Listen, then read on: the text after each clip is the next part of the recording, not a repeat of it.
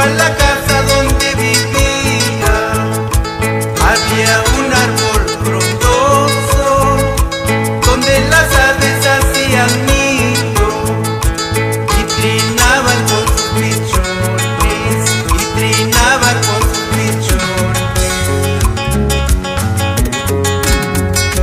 Bajo su sombra se sentaba hilando mi madrecita, tejiéndome hizo el poncho para guarecerme del frío, para protegerme del frío. Recuerdos de mi casita, del árbol frondoso, los besos de mi madre,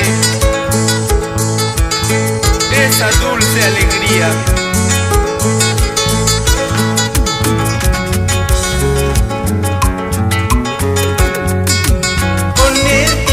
Fueron dejando hojas y ramas de aquel árbol, y en el fogón de mis recuerdos solo quedaron cenizas, solo quedan sus cenizas.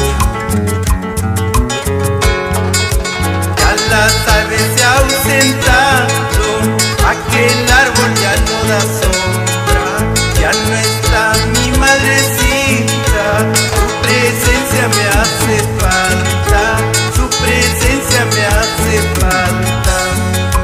Porque las aves se ausentaron, porque aquel árbol ya no da sombra, porque no estás, ay madrecita, tu presencia me hace falta, tu presencia me hace falta.